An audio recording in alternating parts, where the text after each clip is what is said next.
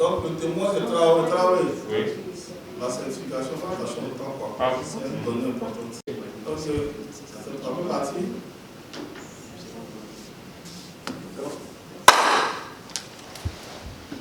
Bonsoir, mesdames et messieurs. Bonsoir, monsieur. Bonsoir, chers auditeurs. Bonsoir, monsieur. Ravi d'être encore avec vous ce soir. Je suis Oufo Kofi. Je suis consultant.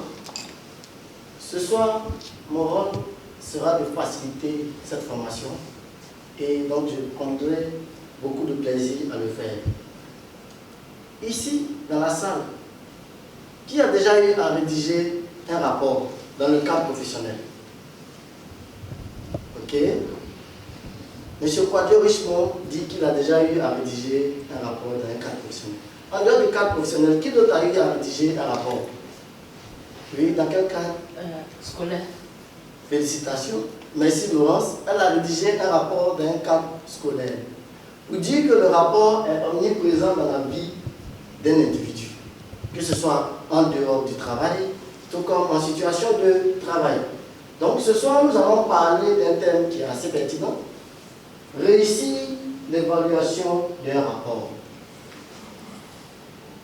Ce thème est d'autant plus important que lorsqu'un rapport est bien rédigé, il nous permet d'être efficace dans la vie professionnelle, je l'ai dit, et dans la vie scolaire, dans la vie associative, comme Béda vient de le souligner. Alors, l'objectif que nous devons atteindre au terme de cette formation, c'est de prendre un engagement et le tenir. L'engagement de faire quoi? Cher ami Kiki, tu peux dire ce que vous serez capable de faire à la fin de la formation? À la fin de la session, vous serez capable de définir un rapport, expliquer les critères d'évaluation d'un rapport. Effectivement, on dira ce que c'est qu'un rapport, et puis après, on doit avoir des critères d'évaluation d'un rapport et on doit pouvoir les expliquer. C'est bon avec les objectifs déjà. Je précise que les objectifs ont été mis, ont été juxtaposés avec les attentes que vous avez formulées dans les fiches de renseignement, le préséminaire, le diagnostic préséminaire. Alors, la structure que je vous présente, je vous propose pour cette formation, elle se décline en deux parties. Monsieur Traoré, vous pouvez lire la structure de la formation. Définir un rapport. Bravo, monsieur Traoré. Le deuxième, critère de pertinence d'un rapport. Merci. C'est donc autour de ce canevas-là que nous allons travailler. C'est bon? Merci, bien cher. Merci. Alors, le rapport est important pour le manager. Je vous pose la question. Pourquoi le rapport est important pour un manager? Ou lorsque vous avez la chance d'être chef d'équipe, d'être manager, d'être responsable de groupe, pourquoi connaître les critères de pertinence d'un rapport serait important pour vous? Chers éditeurs? Oui, monsieur Quadio. C'est pertinent pour un manager parce que ça lui permet de pouvoir laisser des traces de son activité, des traces écrites. Bravo. Monsieur Richemont nous dit que connaître les critères de pertinence d'un rapport permet au manager de laisser des traces écrites. Donc, de travailler selon la légalité et donc de documenter son parcours. N'est-ce pas? Bien sûr. Bravo. Qui d'autre? Pour un agent, pour un employé, pourquoi le rapport est-il important? Pourquoi maîtriser les critères de pertinence des rapports sera important? Madame ici, si vous êtes employé, ou si vous avez des employés, pourquoi, pour quelle raison voudriez-vous que ces derniers-là maîtrisent les critères de pertinence des rapports? Bon, c'est pour me donner un bon, me faire un bon feedback au niveau de Un bon feedback. Bravo, madame. Ici. Effectivement, c'est bon pour le manager parce qu'il permet de documenter son travail, d'être efficace. Mais c'est bon aussi pour l'employé parce qu'il permettra de faire un bon feedback, comme l'a dit madame ici. On est d'accord avec ces deux raisons? Justement, le rapport est important. D'où que je vous invite à suivre avec grand intérêt cette formation-là. Parce qu'elle va vous servir à la fois dans le milieu professionnel, tout comme dans la vie de tous les jours, en milieu social. Alors, pour conduire bien cette séance, nous avons édicté quelques règles que je vous invite donc à lire. Je vais inviter Madame Laurence à nous lire ces critères-là.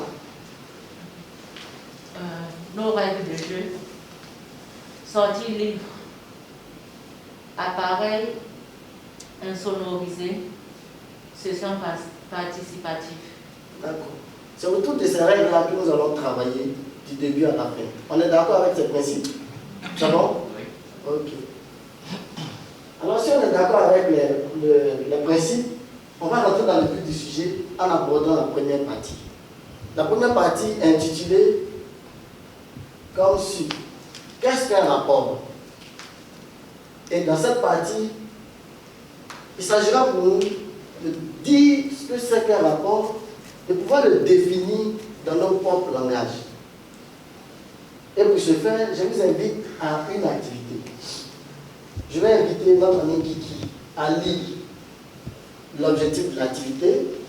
Objectif, construire une définition. La dénomination de l'activité, j'invite sa voisine à la lire. Activité, donner des éléments de définition du rapport. Donc, à travers cet exercice, il va s'agir pour nous de pouvoir construire une définition du mot rapport. Et quelle est la consigne, Laurence? Discuter en équipe et noter votre définition du rapport sur le flashcard. Cher ami, c'est bien, félicitations Laurence, félicitations à votre table aussi. Cher ami, Traoré, tu peux nous lire le matériel qui sera à notre disposition pour faire cet exercice? Il y aura les marqueurs, le tableau de fiche-up indiqué sur le mur. D'accord. Effectivement, je veux bien que vous compreniez la consigne de cette activité-là. Il va s'agir pour vous de partir chaque groupe vers un chat ici. Pour le groupe de Richemont, vous avez cette feuille. Et pour le groupe de Madame ici, vous avez cette feuille-là. Il s'agira pour vous en 3 minutes d'échanger devant la feuille et puis de retenir la meilleure définition qui, selon votre groupe, peut nous permettre de caractériser un rapport. C'est bon? La consigne est claire? On désigne votre parole qui va lire la définition de chaque groupe. Alors, top, le chrono est lancé, on a 3 minutes.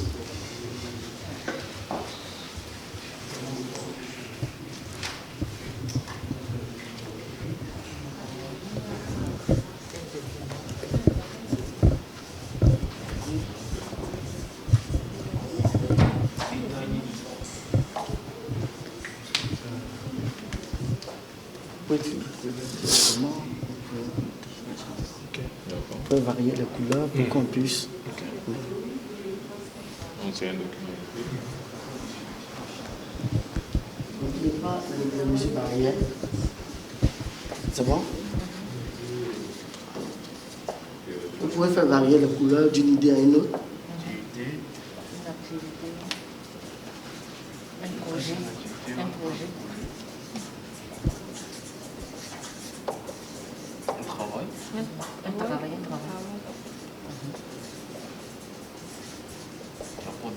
Qui apporte des suggestions.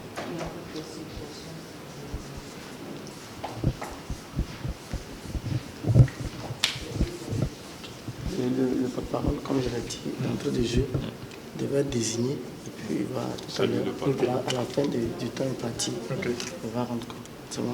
Ok. Félicitations. D'entrée de jeu, dans le conseil, je vais demander que chaque groupe identifie déjà son porte-parole, de sorte qu'à la fin de cette partie de l'activité-là, le porte-parole puisse lire la définition du groupe. C'est bon? Ok. Félicitations.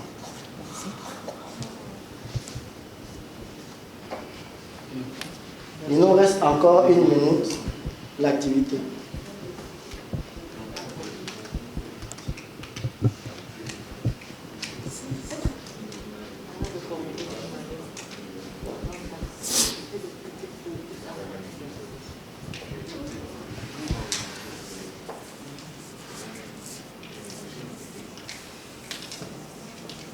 C'est bon?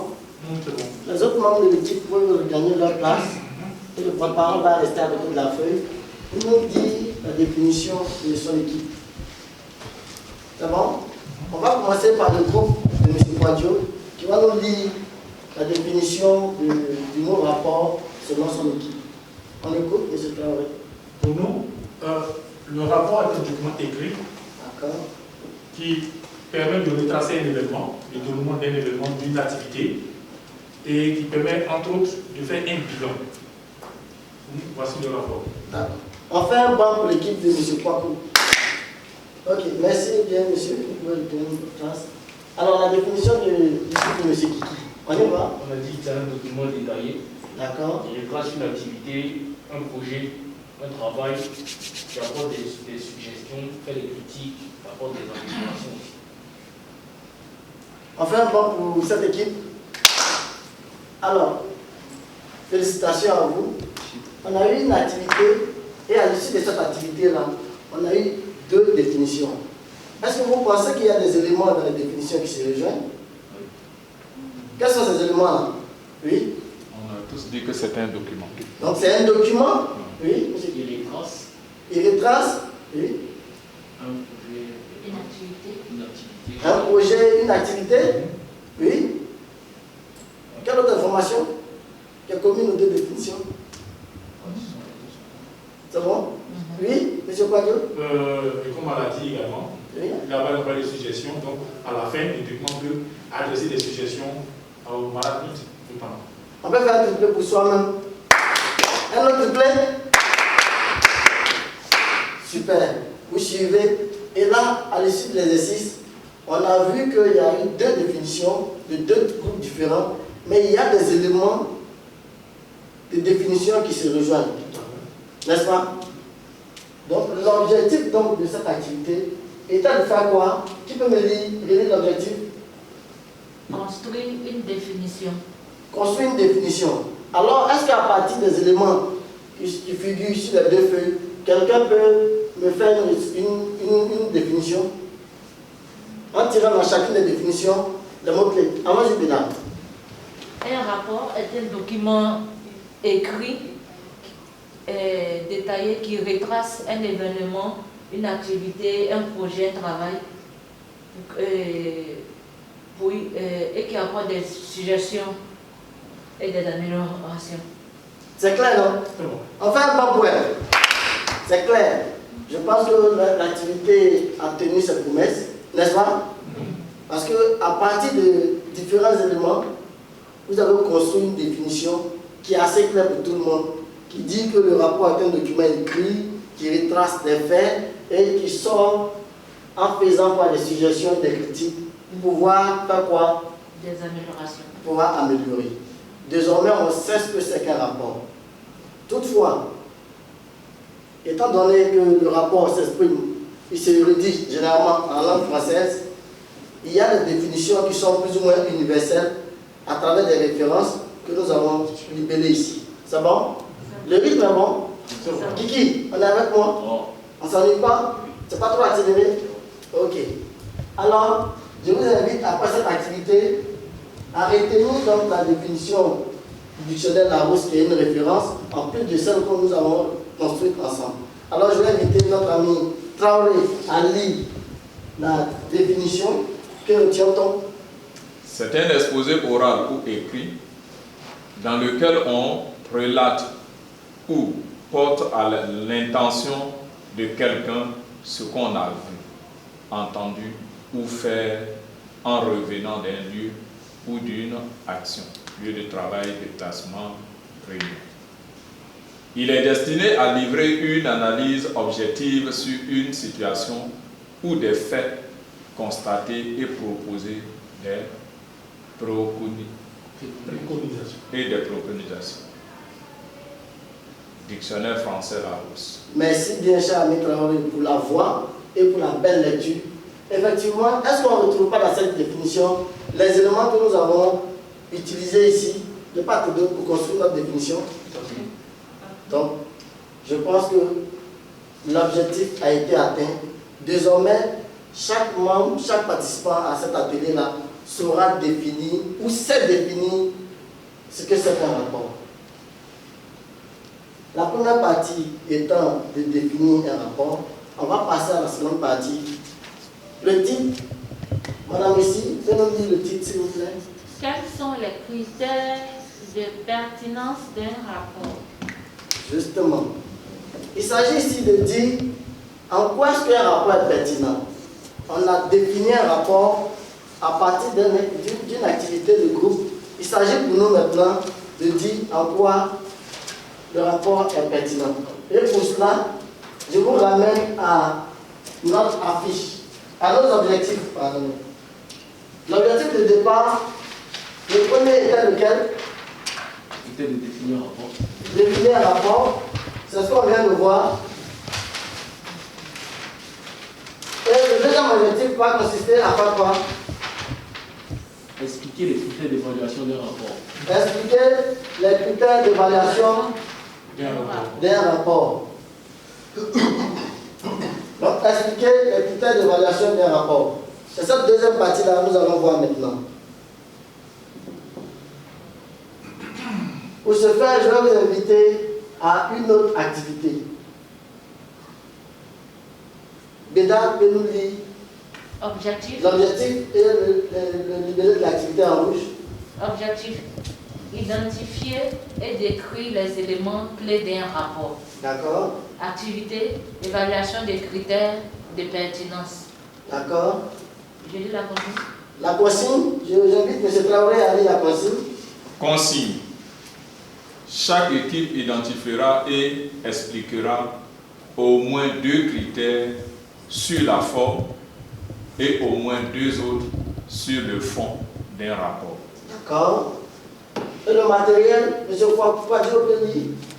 Matériel, inscrit une réponse par, je ne vois pas bien, par poste. Par post-it, voilà, par post-it, et le coller sur le flipchart indiqué fond et forme. D'accord. Ici, je vais expliciter la consigne. Il s'agira pour chaque équipe d'échanger et puis d'utiliser un post-it. Dessus chaque post-it, mettre au moins 2 éléments. Donc, sur un post-it, on met un élément sur la forme, un élément sur le fond. Donc, ici, dans la case forme, on doit avoir au moins combien de post-it? Au moins 2, puisqu'il s'agit d'au moins 2 idées. Dans le fond, on va avoir au moins combien de post-it? D'accord. C'est pareil pour l'autre groupe. La consigne est claire. Toujours dans le même principe, on désigne un chef, un porte-parole, et puis il vient faire la présentation. C'est bon? Ok, top, on y va. On commence l'activité.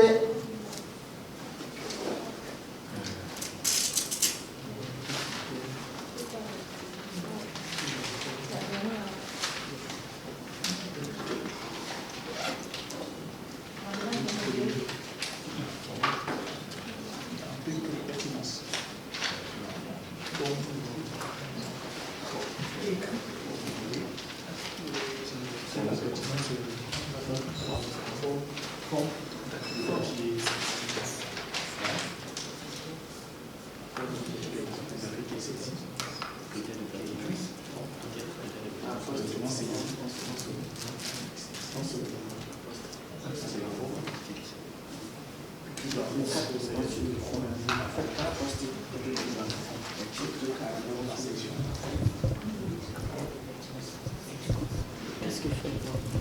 Parce que le rapport doit contenir sur le fond, qu'on dise que ce rapport est pertinent.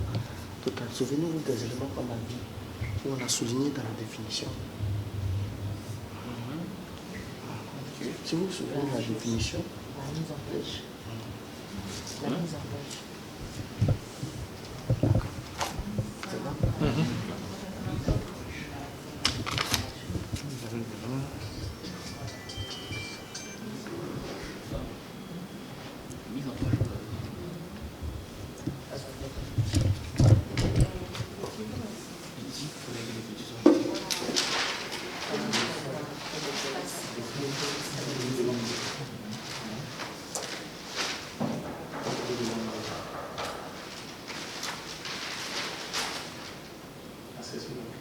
c'est bon?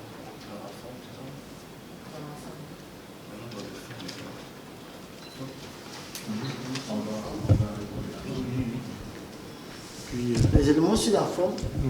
Ça va là pour les deux groupes. Hein. C'est toujours la même consigne. Les éléments sur la forme, dans la colonne forme. Les éléments sur le fond, dans la colonne fond.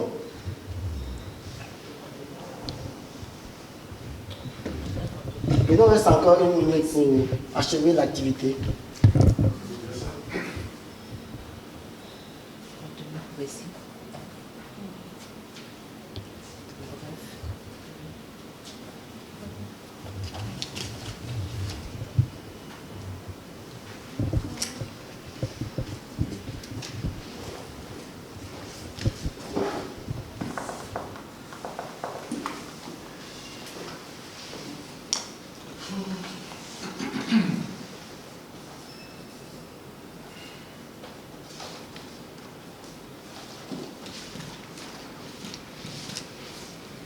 Ok, c'est bon maintenant. Alors, l'exercice ayant pour consigne de trouver des éléments de pertinence et de les coller sur chaque feuille, ici pour l'équipe de M. Kiki et là-bas pour l'équipe de M. Quadio. Je vais demander au porte-parole maintenant de nous lire ce qu'ils ont trouvé sur la forme du document. Alors le groupe. Pour la forme, nous avons trouvé la mise en page. D'accord. Le caractère de police. D'accord. Vous pouvez expliquer un peu la mise en page, ce que vous voulez mettre dedans? La mise en page, c'est-à-dire la première page du rapport. D'accord. Parce que quand on voit la première page du rapport, il faut qu'elle nous donne envie de montrer le rapport. D'accord. On y va. L'autre. Le caractère de police. Oui, comment le caractère de police doit être? Lisible. D'accord. Elle dit que le caractère de police doit être lisible. On est d'accord avec ce qu'ils ont mis sur la forme? C'est bon? Ok. On va écouter notre groupe. Toujours sur la forme. Toujours sur la forme, nous avons dit que le document doit être rédigé conformément aux règles de l'art. Le document doit être rédigé conformément aux règles de l'art. On est d'accord? Les amis, nous sommes d'accord? Oui. Ok. Et il doit être organisé en sections et paragraphes. Il doit être organisé en sections et en paragraphes. Est-ce qu'il y a une idée là-bas qui rejoint une ici? La mise en forme. La mise en forme. Donc, c'est une idée commune en fait. Donc, un des critères de pertinence qui ressort ici, c'est que le document doit respecter une certaine mise en forme concernant la forme. Et concernant le fond, comment ça va?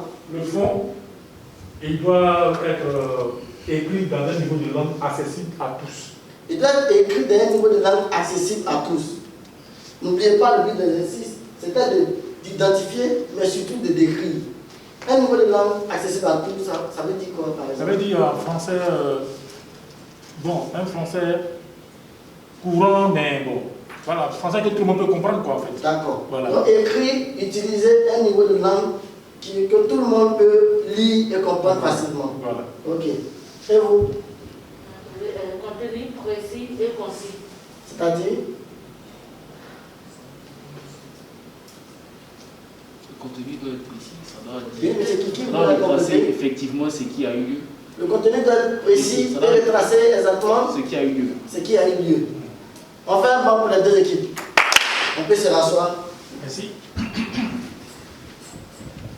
Effectivement, le but de l'exercice était de vous permettre d'identifier quelques critères, mais surtout d'arriver à les décrire. Et c'est ce travail-là qui allait vous permettre d'évaluer donc un rapport. Et à l'issue de cette activité, nous avons identifié des éléments à la fois sur le fond, mais aussi sur la forme. Essentiellement sur la forme, on a dit que le document doit faire quoi? Il doit respecter une mise en page. Il doit respecter une mise en page. Ensuite, oui, le document également doit être organisé en sections et en paragraphes. Le document doit être organisé en sections et en paragraphes. On fait un banc pour M. Quadio. Et sur la forme, on a dit quoi? Sur le fond, maintenant, on a dit quoi? Et M. Kiki, vous voulez partager quelque chose avec nous? Est-ce que vous êtes en train de dire? Concis et précis. Le document doit être concis, il doit être précis. Merci bien pour la qualité de vos interventions. On voit bien que aujourd'hui, vous avez réussi à identifier des éléments de pertinence des rapports, à la fois sur la forme, mais aussi sur le fond. C'est-à-dire que quand vous prenez un rapport, vous serez capable d'examiner la forme, mais aussi d'examiner quoi? Le fond. Il y a quelque chose sur l'activité? Ça va? On a compris? Le rythme est bon? Très bon. Ok, merci bien. Alors, si nous avons fait cette activité, ce qu'on doit retenir à chaque fois, tout comme pour le premier exercice, c'est que sur la forme et sur le fond, il y a des critères bien précis. C'est-à-dire que l'analyse d'un rapport doit se faire à combien de niveaux? À 2 niveaux. C'est-à-dire sur la forme et sur le fond. Nous allons vous transmettre par voie de mail des documents qui donnent une liste beaucoup plus fournie des critères de pertinence des rapports. Vous pourrez le consulter de sorte à produire ou à réussir désormais à analyser les rapports de façon plus efficace. C'est bon avec cette partie? Ah bon. Ok. Alors, je vais vous inviter maintenant à nous relire. Je vais inviter quelqu'un à relire les objectifs qu'on s'était fixés en début de formation, qui sont donc affichés ici. Donc, M. Kiki peut nous lire les objectifs. Définir un rapport. Définir un rapport. Expliquer les critères d'évaluation d'un rapport. Expliquer les critères. Expliquer les critères d'évaluation d'un rapport. Alors, je vais vous demander, est-ce qu'aujourd'hui vous êtes à même de définir un rapport? Bien sûr. Oui, tu veux voir quelques éléments de définition d'un rapport? On dit un rapport est un document Vous écrit. pouvez parler Un rapport est un document écrit, oral, qui retransmet, mais qui retranscrit les activités qui ont été faites, qui apporte aussi des suggestions, des améliorations. Un pas pour lui. Effectivement, je pense que les éléments de définition sont dans ce que M. Kiki vient de dire tout à l'heure. Un rapport est un document qui retrace une activité, une réalité, un fait, mais qui fait aussi des critiques pour sortir ce qui n'a pas marché et puis faire des propositions pour améliorer. Donc on fait des propositions dans le sens de corriger. Alors, expliquer les critères d'évaluation des rapports. Est-ce qu'on a travaillé sur les critères? Oui. On a identifié? Oui. Nous avons identifié des critères. Par exemple? D'abord sur le fond. D'accord, on a dit Sur le par fond, exemple. on a demandé à ce que, on a dit que le rapport devait être rédigé dans un niveau de langue accessible à tous. Super. Voilà. Bravo, c'est ça? Ensuite? Et maintenant sur la forme. D'accord. Sur la forme, le rapport devait maintenant être rédigé et mis en forme selon, selon des règles bien établies. Le rapport devait être mis en forme selon des règles précises, des règles bien établies. Et vous allez voir sur la liste des critères de pertinence, le rapport que nous allons vous transmettre par mail, une liste assez fournie donc, de critères, mais aussi des éléments d'information. Parce que le rapport, lorsqu'il est rédigé dans une langue, par exemple le français, comme nous utilisons ici, le rapport est un document écrit, il doit respecter toutes les règles de grammaire, d'orthographe, de conjugaison, etc. Donc, je vous invite à continuer à faire des recherches sur ce thème-là en lisant le document qui vous sera fourni. Et je vous invite surtout à utiliser ces critères que nous venons de vous donner, de sorte à ce que demain, en situation de travail, dans la vie active, lorsque vous aurez des rapports à produire, lorsque vous aurez des rapports à analyser, vous puissiez établir votre critère, votre tableau de critères ici, sur la forme, sur le fond, énumérer les critères et puis cocher pour dire le rapport, il est pertinent ou non. Donc c'est clair qu'au sortir d'ici, vous pouvez utiliser ce que nous avons vu. Parce que même pour certains, cette activité-là, cette formation-là, au sortir d'ici, devront produire un rapport pour leur hiérarchie ou pour l'organisation qui les a envoyés ici. Donc, vous allez immédiatement utiliser, vous pourrez immédiatement utiliser le document qui est là, le contenu de la formation ainsi que les documents que nous avons fournis. Alors, les ressources additionnelles, il y a le document dont je viens de parler, il y a aussi un livre que nous conseillons à travers le mail que nous allons vous envoyer, mais il y a aussi et surtout le support de la formation. Pour toutefois que vous aurez à produire des rapports, à analyser des rapports, à évaluer des rapports, nous serons disponibles vous accompagner, vous